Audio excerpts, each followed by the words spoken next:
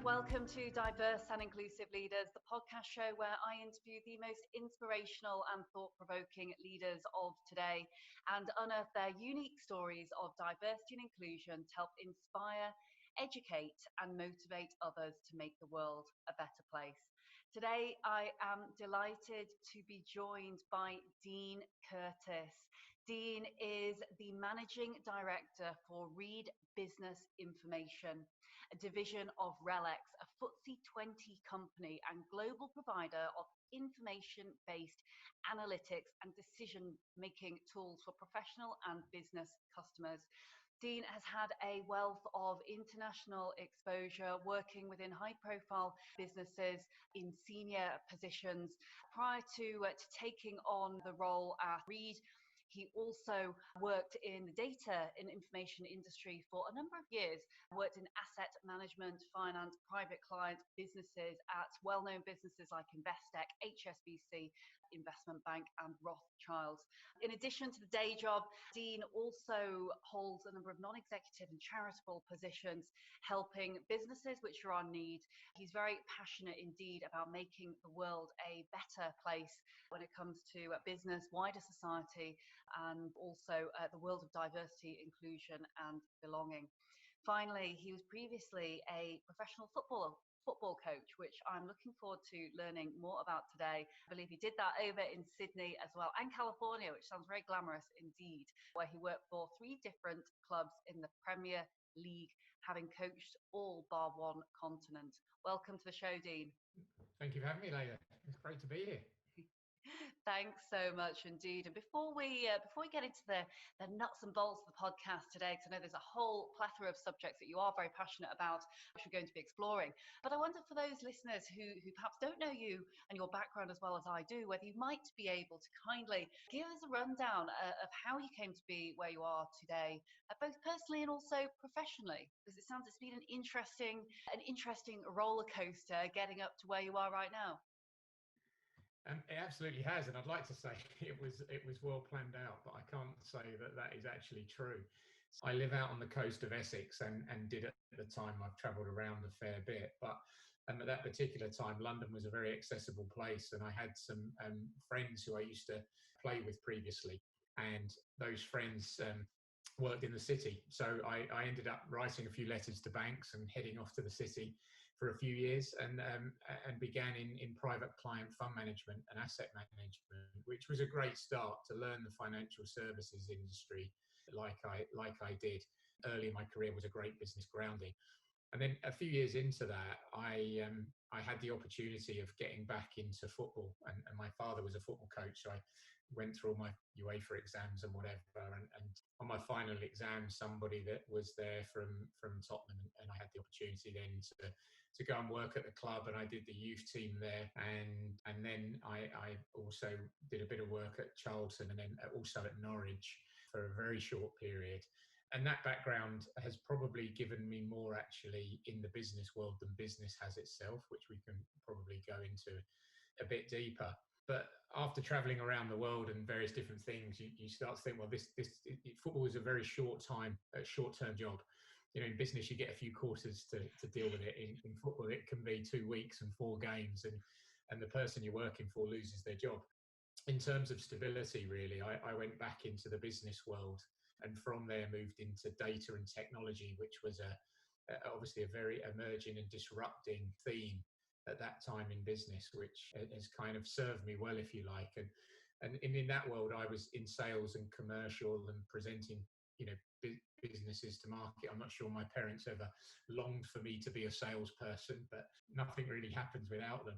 And from that, just kind of moved up the ranks in the businesses, and now fortunate enough to be a CEO of a few businesses. Fantastic. And talk to me a little bit about some of the additional roles that you hold, because you're also president within the current organisation as well, and I know that you obviously do quite a few pieces on the side in addition to the day job. Yeah. So I'm a group managing director of Reed Business Information within the RELX group. So that's a portfolio of 7 businesses, global businesses based around the world. I have personal responsibility for 2 businesses, and those businesses play in the energy and petrochemical space. and also aviation, called ICIS and Syrium, and we basically use data to make commodity markets more transparent and predictable, and also to kind of define really the future of travel, particularly in the current climate with everything that's going on. And then away from work, I'm fortunate enough to have a very privileged life. Part of my kind of giving back is I sit on the board of a wonderful charity called the Lilly Foundation, which is for the prevention and research and support of people and families with mitochondrial disease. They have a truly inspirational team there that just do some phenomenal things. And it's my privilege to sit on the board and offer some expertise for that organisation. I mentor a number of people and help where I can in various different charities where I'm able. That's absolutely fantastic to hear. And it's all also really, how do I put it now, humbling and very open and honest of you to say, look, you're in a very privileged position, which clearly, you're in a fantastic job, a lot of influence, I'm sure, in what you do. But I absolutely agree that leaders have got that responsibility to be giving back, whether they, have come from a background of privilege or whether they haven't. And so to hear that you are obviously taking it upon yourself to do things in addition to support and send the lift back down is excellent. And I think just taking privilege as a term, I think still these days a lot of people tend to find it an awkward one to discuss. And I'm not saying I don't see why, but I think actually all of us, or many of us, have a certain level of privilege, and it's important to recognize that and to balance out the good things that we can do given the positions that we all are in. And clearly never has there been a more important time than right now, which it would be remiss of me not to ask you, but how are you finding things at present given COVID-19, and are you finding it challenging within your business and within your sector? Of course it's challenging, right, for everybody on the planet, but there's something kind of exciting about that, in all honesty, from a business and leadership perspective. Nobody on the planet can profess to having gone through this before. My biggest weakness personally is my kind of work rate and inability to relax and pause and slow down and take stock. And the world, I'm not saying we've slowed down much really, but the world is telling us to pause, which is I think a positive thing for a lot of people to be able to assess.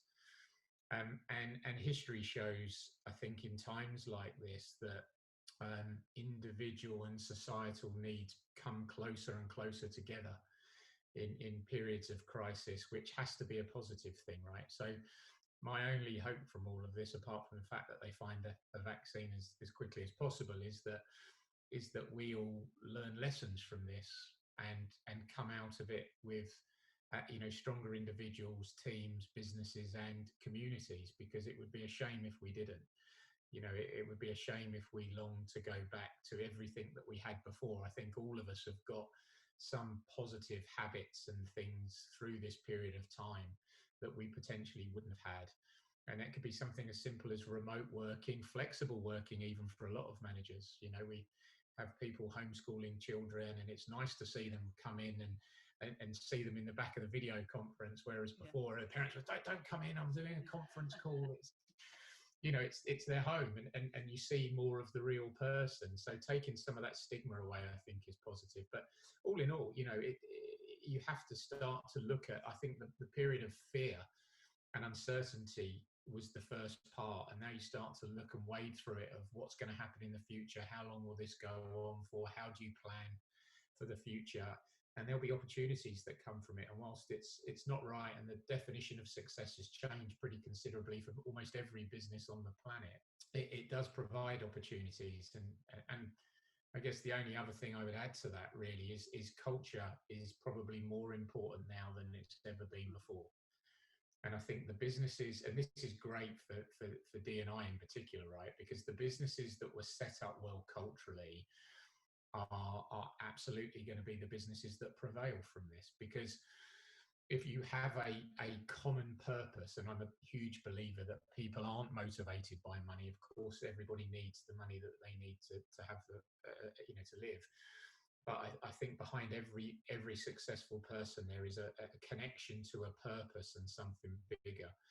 And every organization I lead, I want to really bring that purpose out so that people can really give their all. If the game means more people play better, and I think that when people are sat in their homes all over the world, manage 1,200 odd people in 17 countries, and I want them to know they're trusted, right? It's not the old way of leaning above your cubicle of the middle management and seeing the staff all there.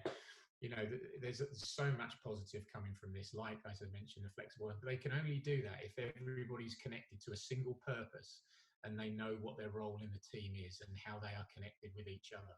So my own belief is that if your culture was stronger before this period of time, it serves you better. And so whilst nobody could have predicted this, the businesses that have paid attention to that, I believe, have been really training for this moment without really knowing it. Mm-hmm.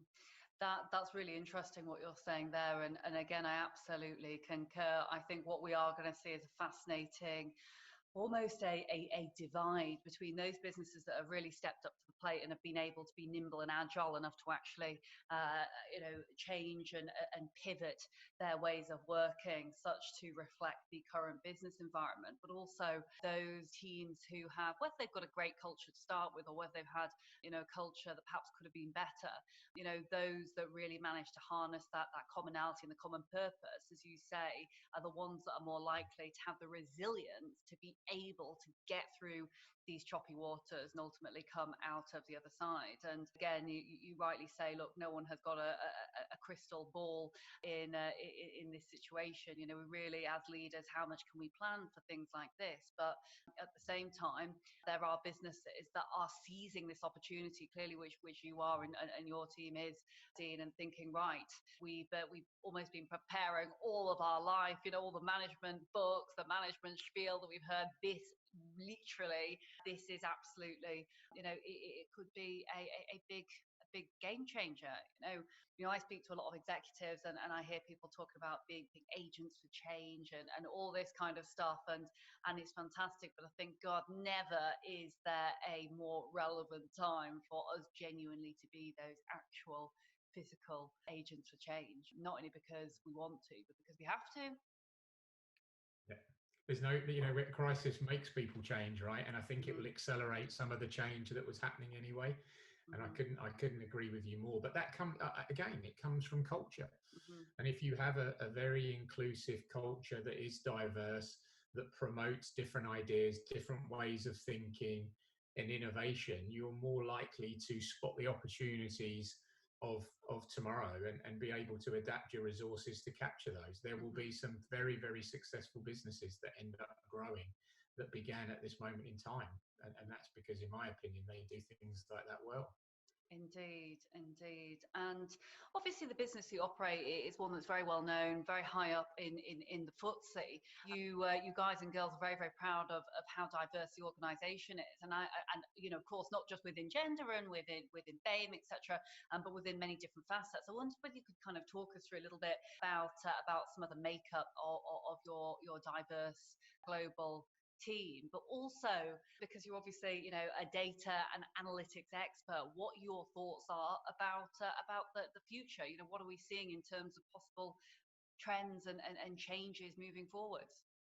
Yeah, great question. So overall in RELX we have 33,000 staff, and there's a strong emphasis on diversity, inclusion, and also our role in the community. So every staff member gets 2 days off per year to contribute to a charity of their choice. There's lots of stuff we do like that, which I just think is phenomenal. Again, it gives people purpose. We're a FTSE 20 company. Everybody that works for us is very privileged. I'm not saying everything is always great in terms of in any business at the moment, but certainty is absolutely increased in value during this period. In terms of read business information, we take this seriously. Joe Portlock, our D&I lead, is a strong presence on the leadership team and across the business. We trained over 1,000 managers last year on things like unconscious bias training, which has had a very big impact, and we're following that up this year with inclusive leadership skills training. The first thing is just making sure that there's absolutely visible demographics to ensure or demonstrate that the workplace is fair, equal, and unbiased to everyone in our approach to talent management. And we have a fairly good mix. One of the businesses I lead is a business called ICIS, the energy business. You know, we have about 600 odd staff, of which they're based in main offices in 17 countries. We have other odd employees in different places around the world as well. We have 43 nationalities, 52% female on the gender side, 65% are millennials, but we also have 6% baby boomers, and a fairly large number of people that have been in the business over 20 years. And that mix really helps, respect the legacy and heritage of the industry and the business we work in, but also drive future change and solve the problems of tomorrow. We also, unfortunately, and I think this is the same with any new thing, the staff, we all have KPOs, and they come from me, I have them, but all of the staff have them, managers around hiring and making sure that we have diverse candidate slates, but ensuring that we get the best talent, and also objectives around a high performance culture, which is a very fluffy term, but you know, we ultimately define what that is and what makes, you know, kind of makes that. There's regular group talent reviews of rising talent and diverse talent to ensure that people aren't left behind. And that happens a lot in business. There are particular cultures that may not be as prominent in their aggressive career, you know, discussions. Where's my next move? What am I doing? How are you supporting me get there? Some people just don't feel comfortable with that, right? And it's our job to ensure that because they don't do it, they're not left behind. So there's a lot more, there's a lot we're doing, but there's still a lot more that we can do. So whilst I'm proud of where we are, there's still a huge room for improvement. That's a great answer, and that is, you know, honestly, some really excellent figures there at leadership level, which was specifically why I asked you, actually, because I know that there are many businesses that are absolutely doing their best, and for one reason or another might be in an industry where, you know, it is particularly difficult to get, you know, diverse and eclectic mix. But actually, to have kind of 52% on the gender side, I mean, you've essentially got pretty much gender parity, which is excellent, absolutely brilliant. And you know, if you looked at kind of you know, I don't know what they are now, but say the kind of the average metrics of communities and the split within the UK, you're pretty much on the nose when it comes to gender parity and the other different aspects. It's very representative of what we look like as a nation. You know, in addition to obviously, you know, the fact that right now we have to think about, you know, what our customer base looks like and the people that we are serving. You know, we have to you know, represent that as well. So I think, you know, that is really, really good to hear. It's really, really good to hear. Yeah, I mean, the leadership team as well. I mean, it's obviously stronger in different areas. You know, the usual gender places of HR and marketing and other areas still ring true. But there are other. You know, we have an excellent female leader in technology. My leadership team is exactly 50-50. It's not designed by ratios. I'm not a big fan of ratios in you know, mandatory ratios. I don't think that solves the problem.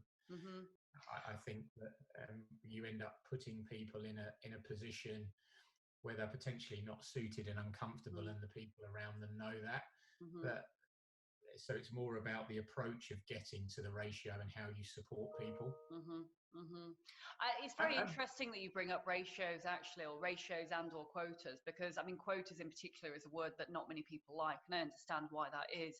And I would say, on the whole, in the past, I never used to be a massive fan, but as time has gone on and I've had more experience, not just looking at certain businesses, but having a broad spectrum viewpoint of many different organizations, some really are absolutely miles away. And I have to say, my perspective on ratios and quotas, perhaps you know, slightly conflicting to yours, is that I believe that they need to be in place. Now, I'm not saying that we should put them in place and we're literally just adhering to the numbers, because otherwise you can possibly end up with people in the wrong positions, and they're not there because of the skills, and people make the presumption that, oh, they only got that job because they were female, or because they're BAME, or because they're LGBTQ plus, etc. But as you have said, if you put those right support mechanisms in, and the right people are taking those roles, and you're giving them the opportunities for the right reason, then it absolutely makes sense. And clearly you guys and girls are doing that because you have got parity and you haven't got quotas. But there are other organisations where I look at maybe what they're doing, and there are still organisations within the FTSE who have absolutely no gender parity, have absolutely no gender representation on boards or on their non-exec boards. And you think, well, this is the 21st century, and in fairness, if that is not the case, there has to be measures put in place, because otherwise just talking about it isn't going to solve the problem, if that makes sense. Yeah, absolutely, and I totally agree. I mean, the key thing there is making sure that the people are supported in their development needs, and everybody has them. It's not just around gender, race, whatever it is. It's ensuring that person gets the skills they need to be able to not just do the job, but excel in it. And I for a number of years I had a communications consultancy, and I worked with a PR company in London, and there was this one particular girl there, and if she's listening, she'll probably know that straight away who it is. But she was quite a timid, small frame, and she really knew her stuff. But we'd go to meetings, and I actually went to some of the meetings with her and her CEO, and she had the knowledge, but people would speak to the CEO because of how she held herself in the meetings, right? And it's just using very simple, and this is not just around female or gender. White middle-aged males have these issues where absolutely that to come and command a presence in a room and know that you can drive change and deliver results for someone and get that credibility in a meeting.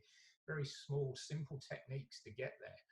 And it's little things like that that just make a world of difference, so that people begin to influence meetings and strategies and outcomes, and then confidence grows. And this particular young girl ended up winning Young PR Woman of the Year after a year or so, and she's going on to have the career that she should have. That's a great story. I absolutely love that. And that is where I say unconscious bias training. I know there are, again, some conflicting views on unconscious bias training and the fact that it doesn't work. I personally think it is good, because we all do have biases at the end of the day, and so recognizing them is absolutely key. But the example you gave there demonstrates perfectly why we should not stereotype. And it's an easy thing to do, because we all do hold stereotypes. It's like the vast majority of us, who are senior within business have some kind of privilege. There's no point in us shying away from it. We just need to make sure that we recognize that and are comfortable speaking about it, because had that have not been brought up, or maybe you stepped in, or have the coaching style that I know you're a big advocate of, in situations like that, people aren't going to realize their full potential. And what you're really doing as a leader is just giving that little step up, or often could just be a little arm around the shoulder to say, look, you can do it. Or even having that CEO step to a side and let her come to the forefront, to let her shine. Absolutely. And it's awareness on both sides. The CEO, in terms of, whatever this lady's name is, why don't you answer that? But, I'm a believer in the training, right? Because in bias training, because I have a fairly strong view on education systems, and I believe that they create a bias very early on, because they condition people to be the same, because everybody the same age across the whole country is trying to pass the same test, right? And I think that quite often that's unhelpful and ruins many, many good qualities in people, such as creativity and what is a key time in their life. And it conditions people to think that they're unable, or that they need to conform, or that they can't actually be the best version of them. I think that everyone has a bias, and one thing that stands out for me in all of the great performers in business, life, sport, whatever, is that they know what their bias is, and they are absolutely superb at not being constrained by it. So rather than kind of seeking to make the world fit, and that to support their bias, they just recognize what their bias is as a starting point. And that's no different to communication styles, right? We naturally relate to people that communicate like we do. So the good thing about the training is it provides the awareness. So, I think it's made a big difference in our organisation. It is really interesting what you said there formatively about education, because again, I'm not at risk here of saying I agree so much, but I really do agree. And, just very brief, super brief personal story here is I'm dyslexic, and I got a first class honours degree in my business management studies course, and it was the highest in the year, and I was delighted, and mum and dad were delighted and all that kind of stuff. Got onto all of the interview processes for all of the big corporates, whom I won't mention, all the top FTSE organisations. Couldn't get through any of the tests, not one of them. I even applied for the HMRC, who, I'm not saying I don't love the HMRC, but let's say at that point I was really getting desperate. But I literally, sorry for anyone who works for the HMRC, I do love the HMRC, so please, no offence caused at all. But literally I couldn't get through any of the tests, and I thought to myself, oh my goodness, it's me. And it really knocked my confidence, which was kind of then going off to start my own business and such like. But I always envied and wished for many years that I was in the corporate world like yourself. I would have loved to have had a career much like the career that you have had. And I do wonder, especially now that we're looking at grassroots talent, we're looking at, thankfully, individuals that might have come from underprivileged areas and different types of educational backgrounds, whether actually, because they've got creative minds, and you mentioned there the creativity, or they learn in different ways, or are very good, but just not your classic stereotypical standard of what good, in inverted commas, may look like for the tests, they are disregarded. Yeah, I mean, whilst I'd love to come on your show and say I've got this great diversity story, I haven't. Right, I'm conscious that I'm a white, middle-aged, male, based in the UK, and my upbringing wasn't brilliant, but it wasn't awful either. And when I went into private client stockbroking, I actually had a bit of a chip on my shoulder about it, because my peers were people that had the very best schooling, and daddy was head of Scotland Yard, and it was still very kind of class driven. And that inspired me to kind of kick on and prove a point. And I think that there's so much talent, underprivileged talent, that still gets wasted. It's an absolute passion of mine. And particularly in places like inner city areas and things where young people particularly have already worked really hard and made some tough choices in their life, choices that are, even as a CEO of fairly large organizations, would never have to make.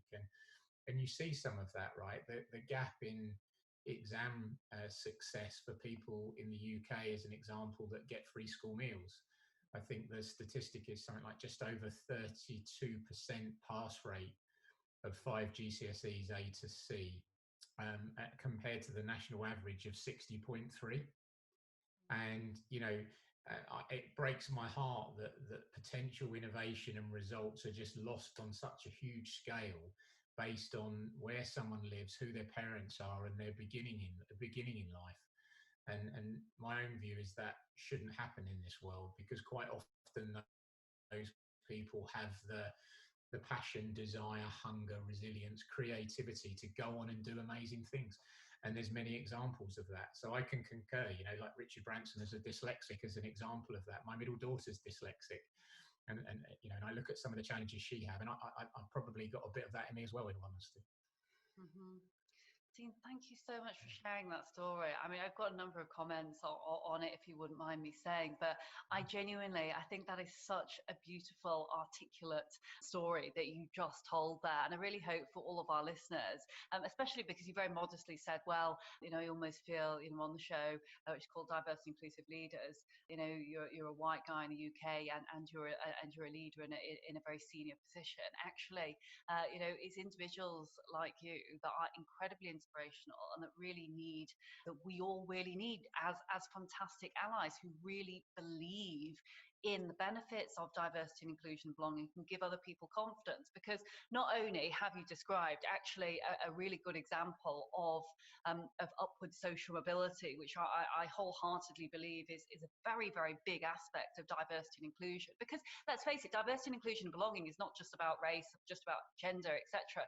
There's so many things which are invisible and below the surface level, whether it be social mobility, whether it be class, for example. We might not just know from looking at someone, whether it be even mental health, which I think is particularly difficult actually for male leaders specifically sometimes, because people presume sometimes that they wouldn't suffer with mental health or with stress and such like, and the presumption is they must be a big confident male leader stereotype, etc.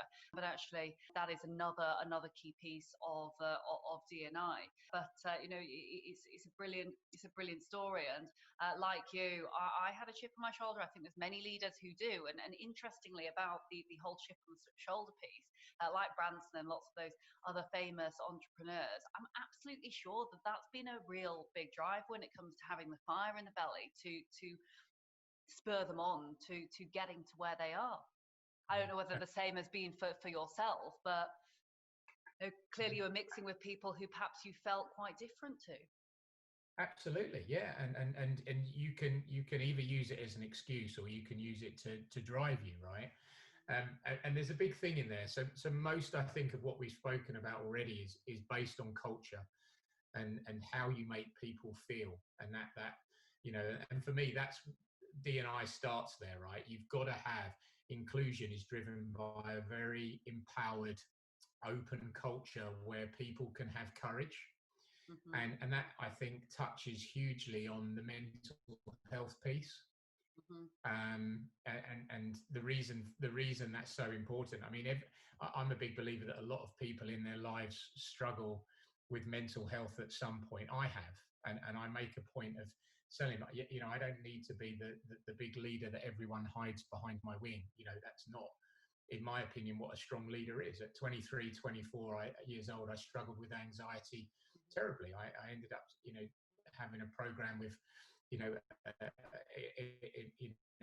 particular, kind of hospital, and that thing, it served me right.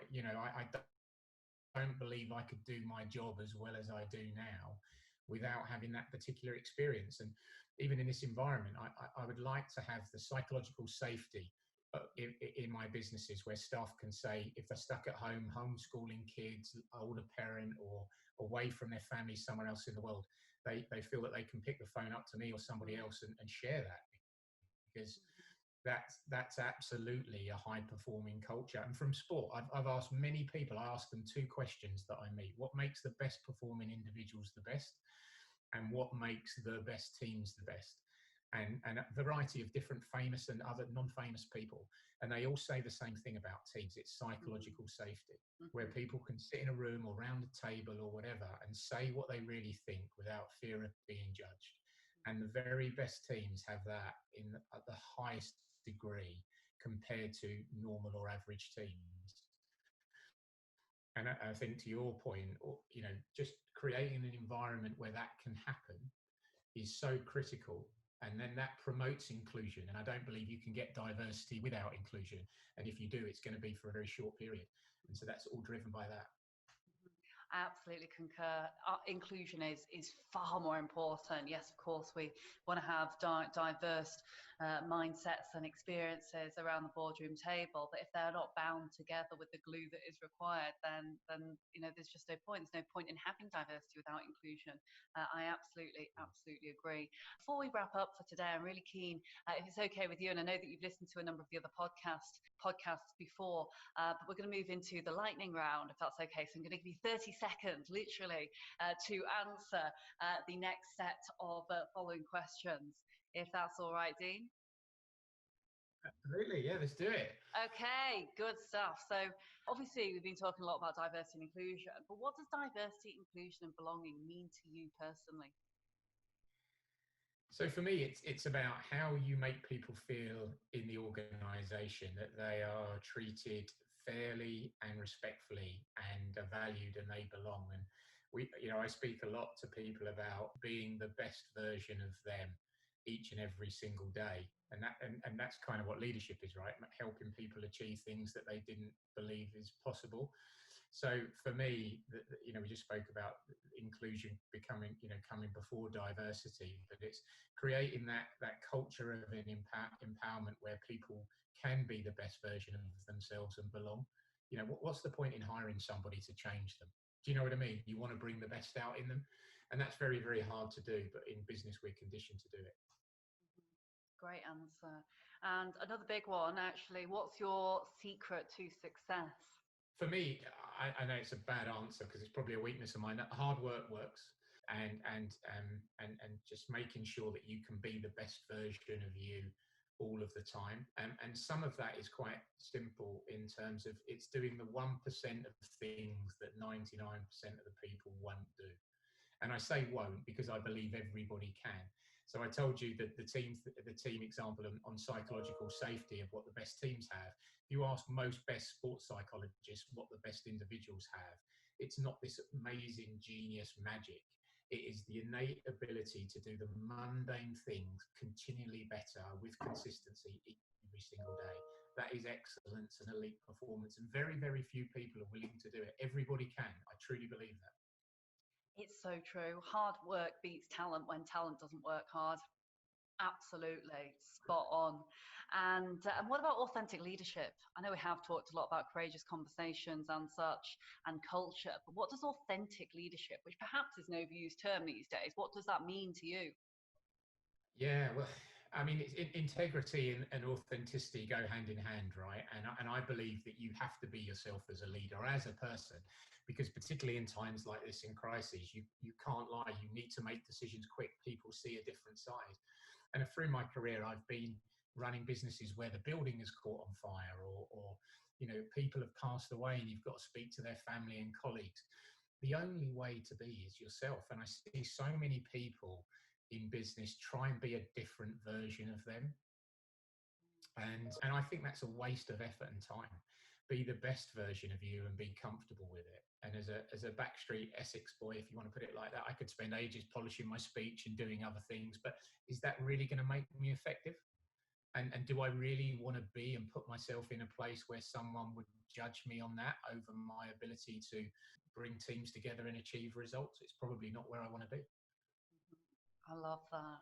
And finally, if you could go back in time and speak to that young Essex lad, Dean, what would you say if you could give your younger self some advice, or indeed someone who is perhaps from a similar background and facing some of the challenges that you might have had when you were younger? Yeah, there's two pieces of advice, and I wouldn't change a lot, by the way, because I think that the bad times are just as beneficial. But I would be more confident and trust myself. You can go through periods of kind of doubting, and if I look back now, I wish I had more conviction, confidence, and I could maybe be intimidated by other more successful people at different levels of the organisation, but really believe in who I was. And I think that comes with age, unfortunately, to a lot of people, but it would be trust. And the other thing actually is around making myself uncomfortable more and making more mistakes. Particularly, even if you take a sporting analogy or business, so many people are worried about making mistakes where they operate in their comfort zone, which means that they very, very rarely achieve their full potential. So I'm a strong believer in making yourself uncomfortable, because that's absolutely where growth is. So my two things: believe in myself more, mess up more, really. Mm-hmm. The biggest learning lessons are absolutely in those times where we trip up and fall, aren't they?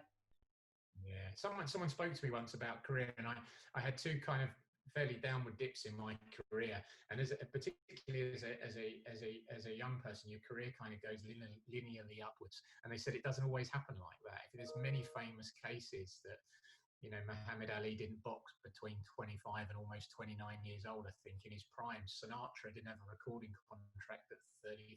Steve Jobs didn't have a job at 30. Every successful person has had those really downward periods of their life. And I think you've almost got to embrace them to achieve your full potential. Otherwise, you just kind of leave it there a little bit and are steady. So I had a very conservative father, I think, like that. And so I wanted to step out of the zone a little bit, but it's taken me till later years in my life to do it well. Thank you so much, Dean, for sharing not only the personal stories, but some of the really interesting insight when it comes to business. I think it's been a brilliant podcast, and I know that all of our listeners will have got a huge amount of learning points from today. Thank you so much for having me, Leila. Really appreciate it. Thank you. Thank you, Dean. And by way of my usual summary, there have been a whole number of learning points today, but I think certainly the pieces that really resonated for me were very much about how you make people feel, and actually the fact that belonging applies to pretty much every person on the planet and affects us, often quite a lot at different stages of our life and our career, whether it be when we're younger or whether it be within a boardroom environment. But certainly really considering and being open-minded to our biases and to how people feel so that we can continue to really support and harness the power of great teams and having a great culture. It's been absolutely fascinating to hear today. But also what I thought was just so beautiful and so lovely and a really great example to other leaders is the honesty and modesty and kind of genuine vulnerability that you talked about, Dean, when it came to kind of being vulnerable, being anxious, or maybe feeling like you didn't fit in. I think there's many who are climbing up the corporate poles within the world of business at the moment who have this perception that those on the board, those on leadership teams perhaps have got it all and just happen to magically appear there one day. It's absolutely not the case. And I think the more that business leaders can talk out about and be great role models for others and great allies as well to diverse and inclusive individuals, the absolute better, because we are all human beings. None of us are perfect, and ultimately we must embrace what we have. And same applies for what you said there in business, Dean. For those who are having difficult times right now, it is difficult sometimes to see the positive side, but as Dean said, many of the biggest business successes and individual successes were born out of those times of hardship. So let's try and look at the glass being half full and look at what opportunities we can create out of present circumstances. So thank you very much again, Dean, for joining me today. If you would like to get in touch with Dean, you can reach out to him. He is on LinkedIn. I'll put all of his contact details as well into the podcast show notes at the end of today's show. And you can visit us at www.dialglobal.org/podcast. If you didn't manage to take everything down from today, don't worry at all. Everything will be there along with the key learning points for you to take away with you. If you were affected by anything at all from today's show or mental health or anything at all that we spoke about, please don't be a stranger. Please do make sure you get in touch, and you can check out our COVID-19 support hub as well. We've got lots of great content on there. The podcast is now going out twice weekly, so we can be there during these times for anyone who wants to listen in and hear about other individuals, their stories, and how they're making it through these unprecedented times. Thanks again, and look forward to seeing you again soon. Thank you so much for watching the Diverse and Inclusive Leaders podcast. Please do feel free to hit the like button below, or if you'd like to receive future notifications, do ping the notification bell here at the side. If you're interested in the audio version only, you can find it on the following streaming platforms. Any extra info and descriptions will be in the links below. Look forward to seeing you soon.